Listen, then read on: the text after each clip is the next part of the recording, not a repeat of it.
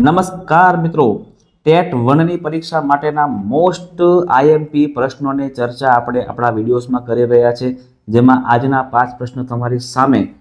રમત દ્વારા આનંદમય શિક્ષણ આપવાની હિમાયત કોણે કરી હતી? તો મિત્રો, ગીજુભાઈ બધેકાએ રમત દ્વારા આનંદદાયી શિક્ષણ આપવાની હિમાયત કરી હતી.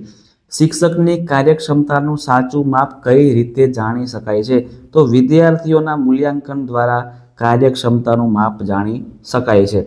સારા શિક્ષક માટેનું અનિવાર્ય લક્ષણ કયું છે? તો વિષય વસ્તુની સંગીન જાણકારી.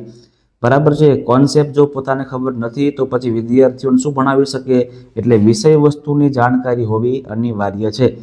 રાષ્ટ્રીય એકતાની ભાવનાનો વિકાસ આ કયો ઉદ્દેશ્ય કહેવાશે?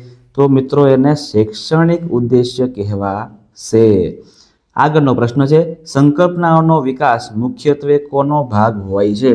તો સંકલ્પનાઓનો વિકાસ એ મુખ્યત્વે બૌદ્ધિક વિકાસનો ભાગ છે.